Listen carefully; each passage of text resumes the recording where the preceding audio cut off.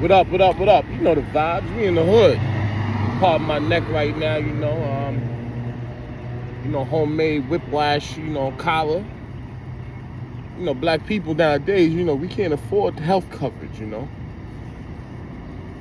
Let me correct that. Not just black people, all people right now. It's a struggle when it comes to health coverage.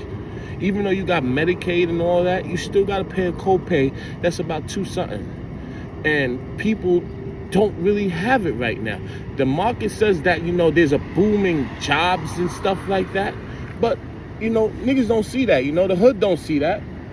Because I'm a product of discrimination because of my felonies. I'm gonna talk about that on another later note. But right now, what I really want to talk about is these migrants. Because I'm an immigrant myself, so I'm never gonna say immigrant.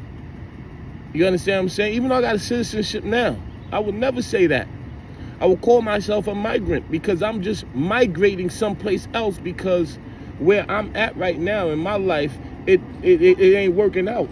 So I'm not an immigrant. I'm not looking to stay here for the rest of my life. You understand what I'm saying? I'm not looking here to stay for the rest of my life. I'm looking to better myself and possibly go back home. You know why? Because where I come from, you overlook it. You don't see it as a desolate place, but you love to come visit there.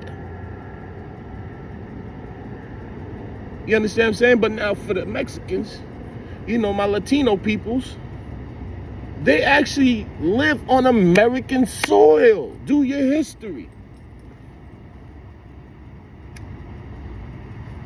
Hey, don't get mad at me. This is just my thoughts. You know the vibes. But still, you can't get mad at them for crossing a border that you locked off because you wanted to separate that land from them, because you wanted to slut them out. Let's be honest. I'm going on one of my rants, but my history really, recollects in my brain. As far as the date, I can't remember, but California and Mexico was all one, along with some other countries, other states. Let's be honest about that. Texas, Arizona, that was all one thing. So how it looked like me as a person who's a migrant to these people's land that you took from them just like you did with the Indians. Come on now. Plymouth Rock ain't land on us. Psych, it did land on us. We ain't land on Plymouth Rock. Plymouth Rock took over what we had because we ain't know what we had. And you kept slutting us out. This is real shit. Real shit. You locked it off, build up a border, build up fences, patrol, everything like that. Said that these people can't come in.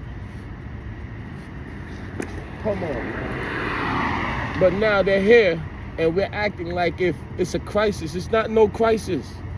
Why is it a crisis? Can somebody please explain this to me?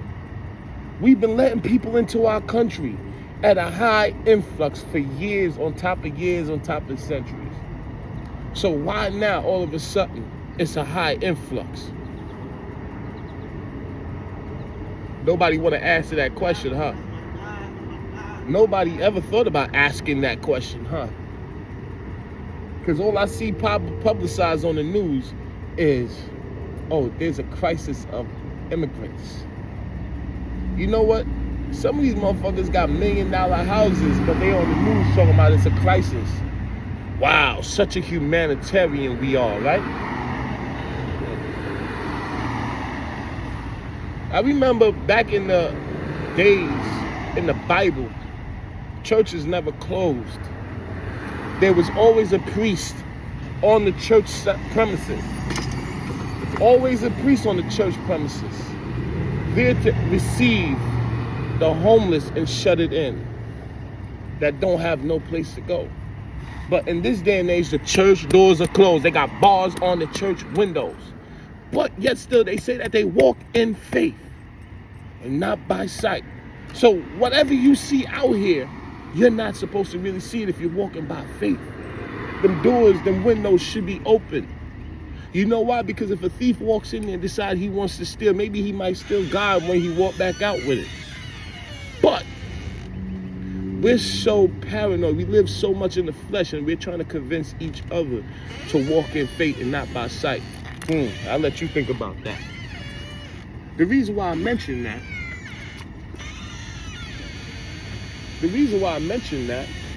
is because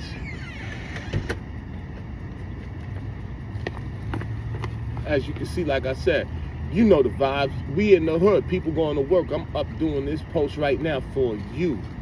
So that way you can have something to ride with. You understand? And to tell you the truth, these churches are no better than these reporters and these $1 million people out here in this world who say that they're philanthropists and they give to all of these resources. Why is there an influx of immigrants there? How about that?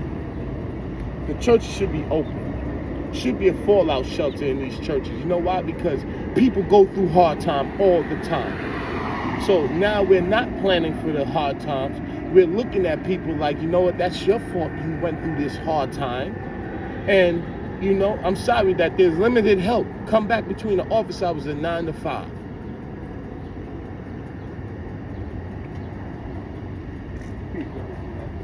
Have a blessing.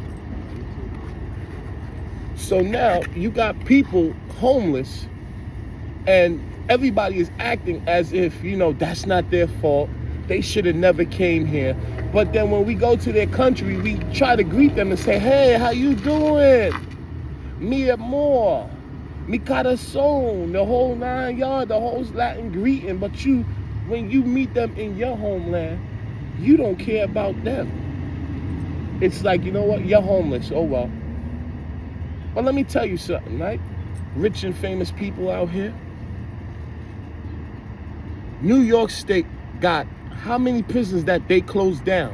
Arthur Kill has been closed down for so long. It housed 2,000 inmates when I was going to prison. That was where they did the phone operator, the 911 phone operator joint at. You had to have good behavioral status to get to Arthur Kill in order to answer a phone operator service. Yeah. Back in the day, you were talking to a prisoner when you called 911 sometime. Anyway, like I said, New York State got all these prisons. Gowanda is shut down. Thank God for that place being shut down. Mid-Orange, Hudson. I might be mistaking a couple of these names, but there's a few facilities that are shut down. If it was livable for me, why can't it be livable for them as a free man? Oh, let me guess. Oh, it's federal ground, right? So why the feds ain't stepping in then? You know, it just gets deeper and deeper the more you walk. This shit ain't right. It ain't right. People are suffering, and we're sitting there acting like if it's not our fault, but then we want people to think of us as humanitarians, God-fearing people. Let me ask you this question. If you're a God-fearing people, right, and you say do unto others, you have them do unto you, right? Let me ask you this question. If God said that we're supposed to forgive, and I harmed your family or killed your family, but this state had the death penalty, why are you getting dressed up to go see me get executed? That's not love. That's hate. That's hate. Because if you're saying that for God so loved the world that he gave his only begotten son, that whosoever believe in him shall not perish but have everlasting life, why would you want me to perish then? I know I made a mistake. Why don't you teach me? Why don't you help me? Why don't you reach me? Instead, you want to X me out. You want to put me 6 under. I made a mistake. Everybody did in the heat of passion, in the heat of an argument. Everybody did or said something to somebody that could have caused their demise. So what makes you different than me? But anyway, like I said, I really want to stick on the topic of homelessness right now for my migrant brothers and sisters and children who, and rest in peace to that little young one who just made it across that tedious journey just to go back to the essence. Rest in peace to that little young one. Suffer the young ones no harm. That is what the Bible said. Let them come unto me. Jesus said, Let them come on to me, all the young ones. Peace, bro. So why are we doing the opposite? But yet looking for that pat on the back. Come on now. We fucking up in life. Big time. Open up them prisons. Tear the fucking gates down. All that farmland up there. We crying about lack of farmers, lack of farmland. These people know how to cultivate. So what the hell are we doing holding them back? Are we that selfish? Come on now. You know what? I'm going to give you a hint. Let's timeshare that property up there to them. Give them an opportunity. Give them an opportunity to get themselves together. Let's timeshare that place to them. Let them cultivate it. Because we ain't doing nothing our damn selves. That will really be making America great. Again. Learning how to live once more. Because right now we're not living. We're opportunists waiting for somebody to feel weak, just like a crow or a buzzard, waiting for somebody to look like they're on their way out so that way we can pick on them. Pick on their eyelids, eyeballs, and discard of the rest of the waste. Come on, let's stop doing that, man. Let's stop doing that. I understand it's rough out here, but together we can get it together. Big Mama said it.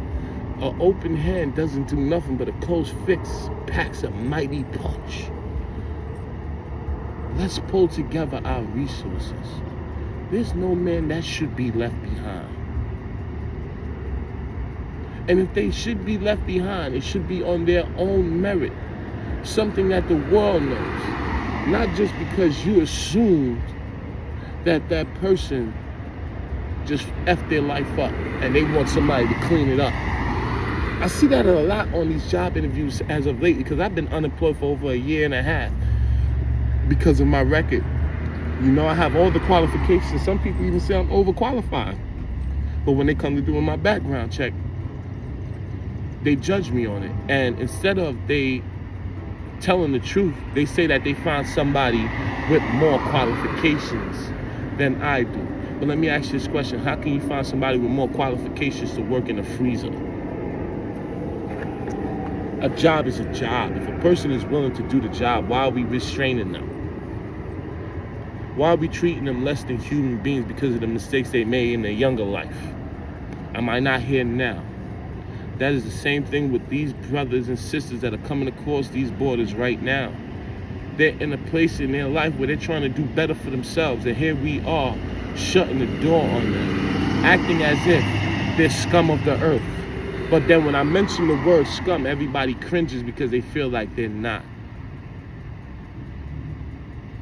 But to each your own. When you look in the mirror, you got to justify to yourself, not me.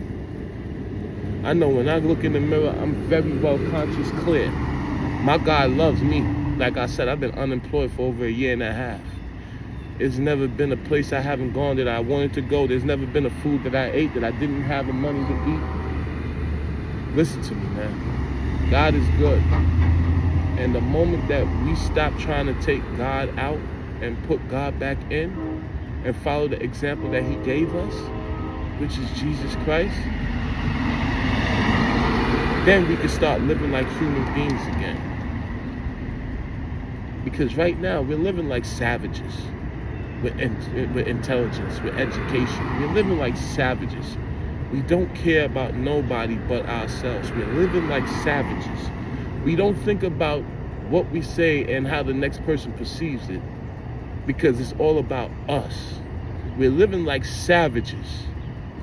Back when savages were living, savages thought about each other, the whole village. When they killed the cow, the whole village ate that cow. But now we're living like savages where we're selfish. We'll kill the cow and take it inside, eat half the cow and let the rest of it expire while somebody else is out here starving.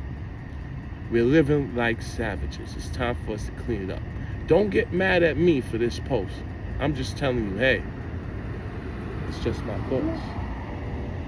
Everybody has one. Don't knock me for my thoughts.